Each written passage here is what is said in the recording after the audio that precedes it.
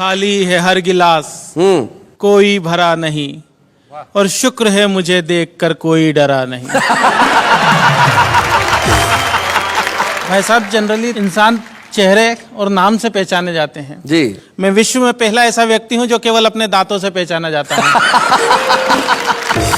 क्योंकि अंधेरे में केवल यही चमकते हैं। चलिए यहीं से शुरुआत करता हूं कि एक बार बिना कुछ लिखे हम मंच पर जाकर चीखे कि मैं भ्रष्टाचार मिटा दूंगा, इन घूसखोरों को धूल चटा दूंगा, मैं करूंगा सही और गलत में पूरी ईमानदारी से भेद, और तब तक चैन से नहीं बैठूंगा जब तक नहीं कर दूं इस काले धन को सफेद। अच्छा, बहुत अच्छे। तभी पब्लिक में से एक खड़ा होकर बोला, भाई साहब रुकावट के लिए खेद, आपके कथन में ये भेद, इस काले धन का जो करना हो करना बाद में, पहले अपने आप को कर लो सफेद। बहुत अच्छे संजय। मंच से काफी बड़े बड़े कवि बैठे हैं, मेरा सौभाग्य कि इस मंच पर आके इनके सामने कविता पाठ कर रहा हूं। तो कई प्रकार की बातें हुई मंच से, नेताओं के बारे में भी हुई। अब की नाग पंचमी पर जब दिखाई नहीं दिए नाग और सपेरे, तभी घर पर आए एक पड़ोसी मित्र मेरे। मैंने कहा क्या हाल है? वो बोले कि नाग पंचमी के पावन पर लगता है नागों का पड़ गया अकाल है। अब आप ही हमारी इस समस्या का समाधान कीजिए, हमारे अच्छे पड़ोसी होने का सच्चा परिचय दीजिए। नाग तो हमें मिले नहीं, इस बार आप ही दूध पी लीजिए।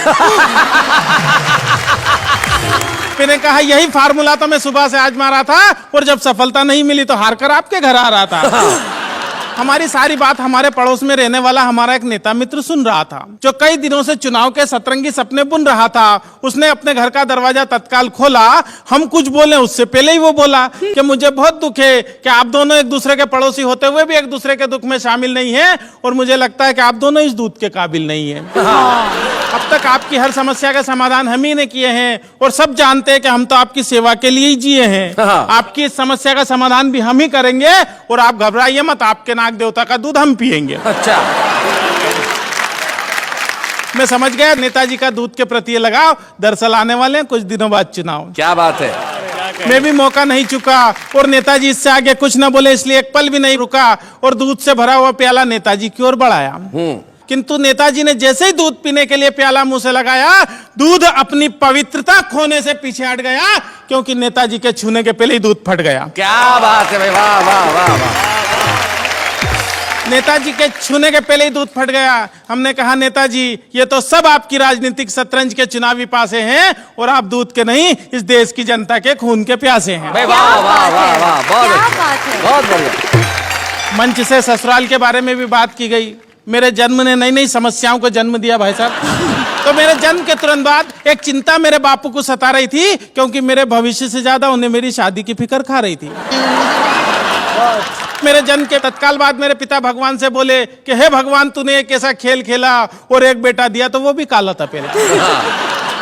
एक दिन मेरे पिता मुझे हाथ पकड़ कर ले गए स्कूल में भर्ती कराने के लिए। तो स्कूल का प्रिंसिपल हाल में आकर बोला कि एक आइटम आया है स्कूल में बच्चों को डराने के लिए। हमने जैसे तैसे शिक्षा का स्वाद चखा, और धीरे धीरे जवानी की दहलीज पर कदम रखा। जवानी में पहुंचकर हमारी सूरत और भद्दी हो गई, क्योंकि शारीरिक अंगों में असामान्य वृद्धि हो गई। एक दिन एक लड़की वाले आए मुझे देखने, और मेरी खूबसूरती पर लगे अपनी आंखें सेकने। जाते जाते वो मुझे हक्का बक्का कर गए, हाथ में 500 का नोट धरा और रिश्ता पक्का कर गए।